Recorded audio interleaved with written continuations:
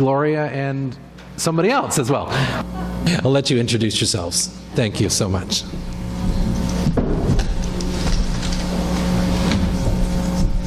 Hi. What a wonderful day it's out there, the sun's shining. So my name's Gloria Peckham. I'm the head trainer of the Seizure Response and Diabetic Alert Dog Guides from Oakville, Ontario.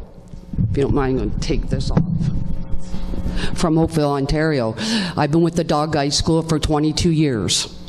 With me, I have a volunteer, Michelle, and I have one of our Seizure Response Dog Guides with us, Raleigh. He's 2 years old. He's almost done his training. So I just want to go over our school and what we do there and the protocol with a dog guide. So all of our dogs are pretty well similar. We have 6 programs. So we have canine vision for the blind.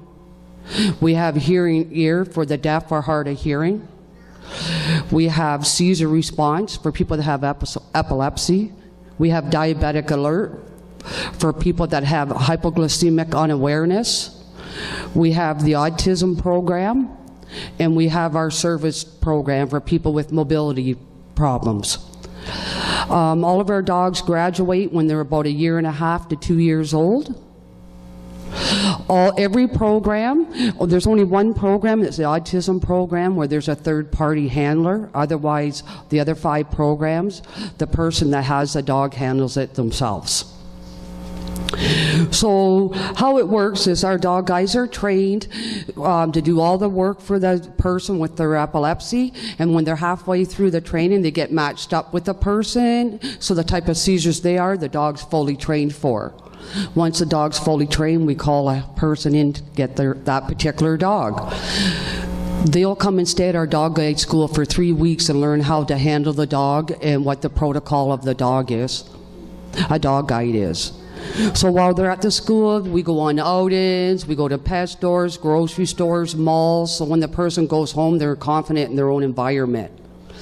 So what a seizure response dog guide does for an individual is they can bark for help to attract attention and get somebody to come. They can activate an alert system, something like a lifeline, hit a button. That would be done in a home environment. Or they can go get help. And that's the same thing, going and getting somebody for help, they have to do it in a home environment only. You couldn't ask a dog to go get help outside and it sees somebody across the street and it runs across the street and gets hit by a car. So what happens is sometimes people take their dogs to work and church and school and they get super comfortable and everybody gets really comfortable with that dog, and it's a very well behaved dog and a nice dog. So sometimes people get a little relaxed with their dog guide because it's so well behaved, and maybe everybody around them so grateful for the dog as well, so they're really relaxed with the dog guide as well. Well, unfortunately that can't happen. Unfortunately, when a dog guide has its red vest on, it's never to be walking around loose.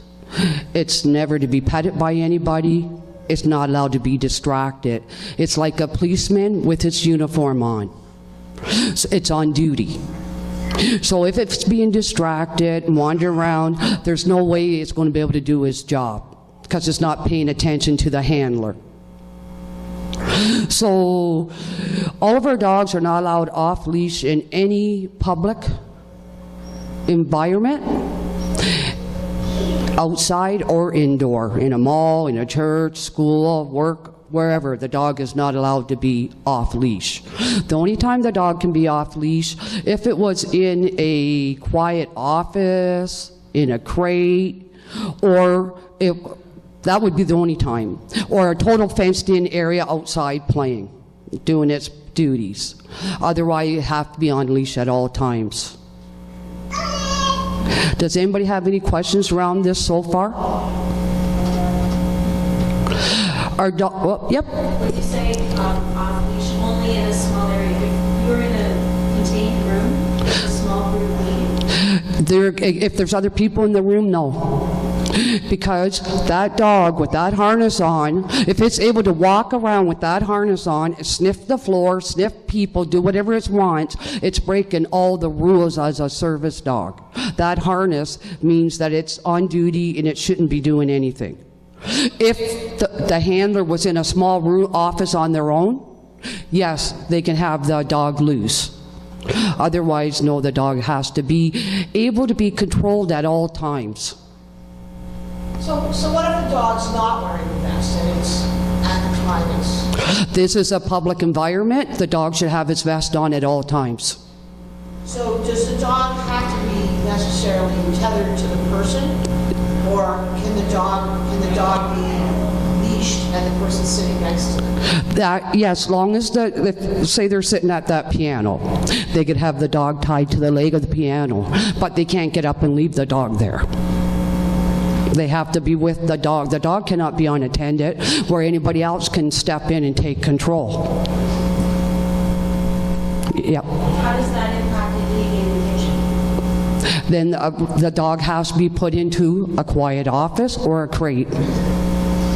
The dog can't, even at my work, we have a kitchen. The dog's not allowed in the kitchen where food's being served. It can be out in the open common area where the food's being served, but it can't be in the kitchen where it's being made. So therefore, the dog's got to go into a quiet crate, a nice quiet room that nobody else is in.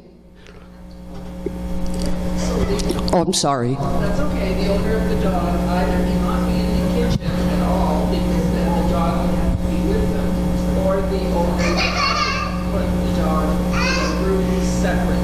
That's great. It's either with the person or at all times or in a separate place. In a separate quiet place where nobody else can get to the dog. And there should be no interaction No. between the public and the dog. Yeah. The dog is strictly there for the person. Yeah, because what happens, dogs are dogs. They're very, very social animals.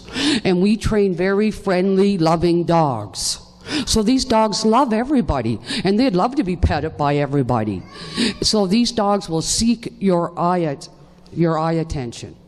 So if you're there looking at the dog and watching the dog and smiling at the dog, that's like a reward to the dog, and the dog's going to seek you out. So we should all completely ignore If everybody wants to help the handler out, yes. Don't be calling the dog. Don't be trying to reach out and pet the dog. The best thing you can do to help a handler is ignore the dog. Speak to the handler. Because it just causes this a working dog to want to be a pet. And a pet visits everybody. A working dog's on duty. It might not look like it's working, but it is. It's on duty waiting for something could happen to his or her handler. So the onus is at least 50% on us. It's both parties, right? And if there's a lot of distraction and interference from the group, then it would be myself doing something like I am now, asking everybody to please help the handler by ignoring the dog. It's been a little bit of freedom, so it's going to take a little bit of work to get the dog back on track, but the best way to help the handler would be by everybody else helping out by ignoring the dog. Yes. When the vest is removed Yes. and the dog is off duty, Yes. is it okay to approach the dog as a pet? It's no longer working. Where at in here? In which environment would that be? In any public environment, the dog really shouldn't have the harness off. Right now, this dog's on duty. If maybe when the person was leaving and they said, okay, I'm going to give you 5 minutes to pet my dog, they could take their harness off. The dog's got to be controlled, asking the dog to sit and wait. Then they give the dog permission to visit. The dog comes back to them, harness back on. It's In a public place, so long as there's people around to help the person. But you wouldn't want to do it all the time. So no, but just say if every time a person, for Tracy, say every time Tracy came, every morning coming in, she took the harness off and let people visit her every day when she left, then that dog's going to look for that, and the same problem's going to happen. The dog's going to pull her to everybody. I'm not saying like on a daily. No, but I just know people, other than Tracy, who have service dogs, that when the harness is removed, Yes. public place. Yeah. Would the select people have some It all depends on the control. If you don't have control of the dog, you're not going to do it. You're just reinforcing no control, right? So if that dog is controlled, you can have a little visit. If the dog's not controlled, you don't do it. So we could, it would not be bad of us to ask Tracy as long as the dog serves this church, it is a service dog, you never know without its best. People know the rules, Yes. and that would be the fairest thing for the dog. Yeah. But if Tracy says it's not the time or she don't have control, everybody needs to respect that. It's just not the time. And I would even practice it. I would practice people being around Tracy and Tracy telling the dog, no, leave it. And then other times you practice having a little visit and practice having it back so that she doesn't have to struggle and have the dog pulling on her. Pardon? Yes. Like in a public pig, there's really no reason for the dog to be out of harness. Because then you're just going to be teaching the dog some bad habits. Like we have people that take their dog back and forth to work and back and forth to school, and the only time that dog is out of harness is for bathroom relief and right back in harness. That is the way you keep that dog's training up and be respected. It has people in its life that can give it all the love it needs.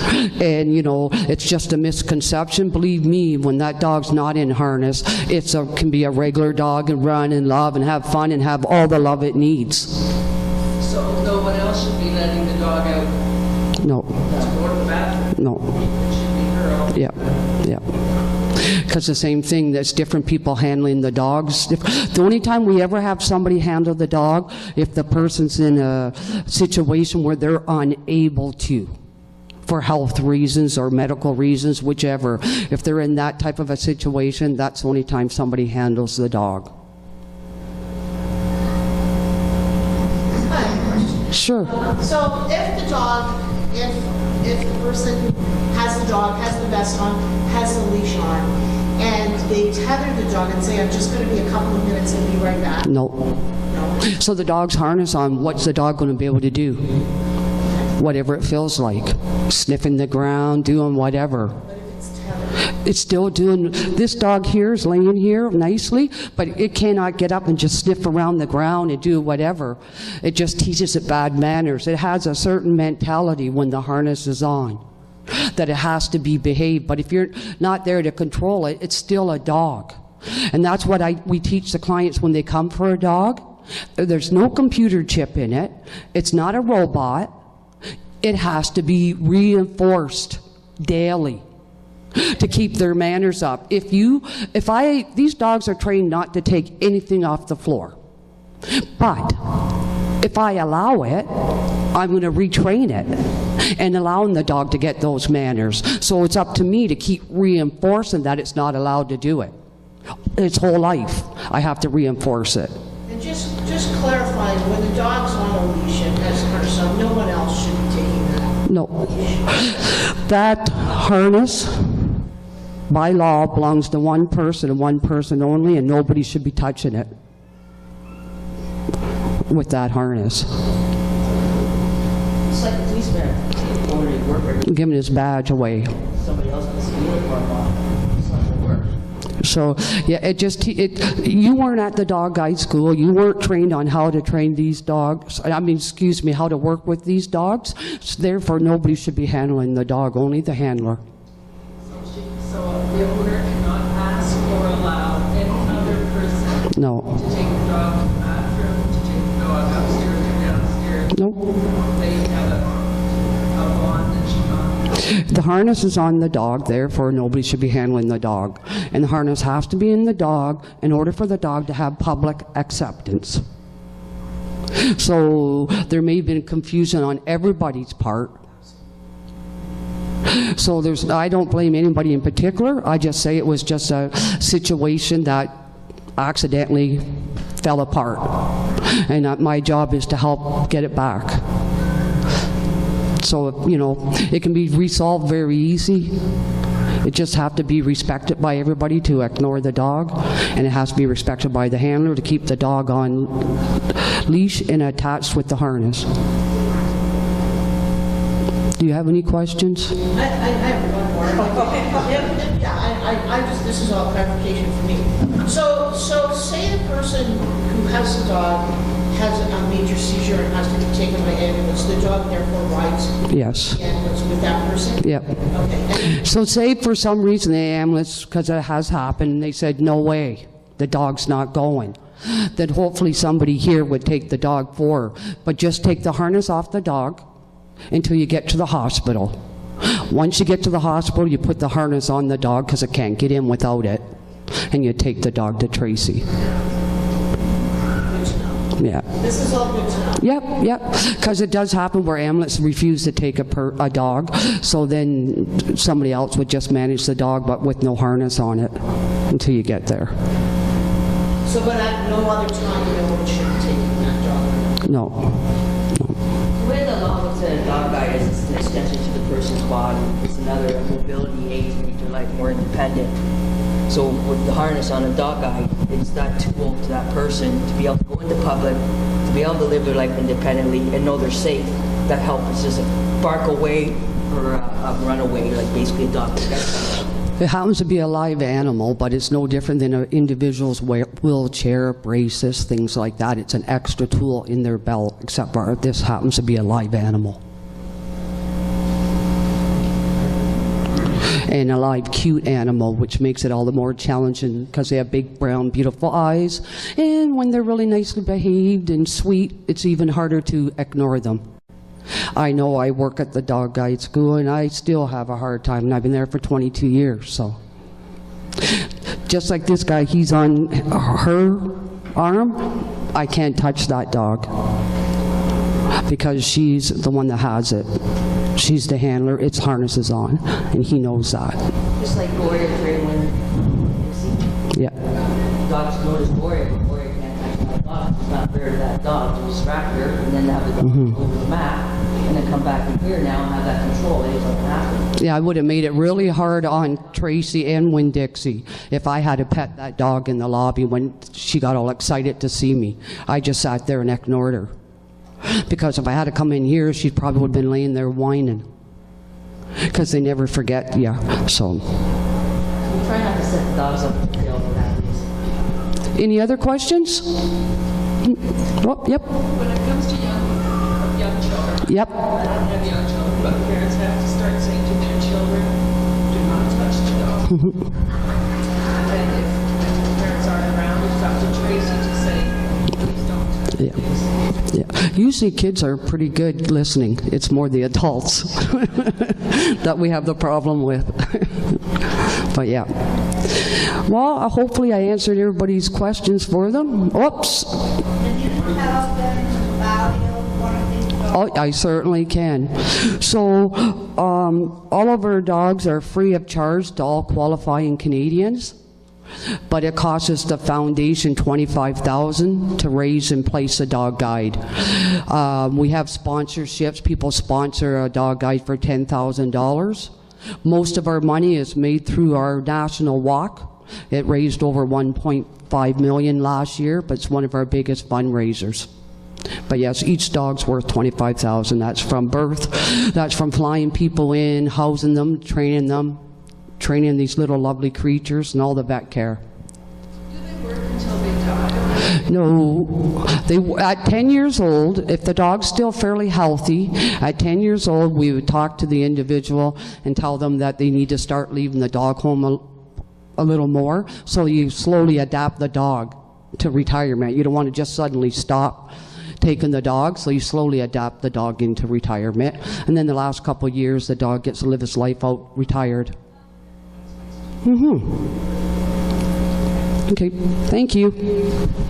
All right, thanks very much, Gloria.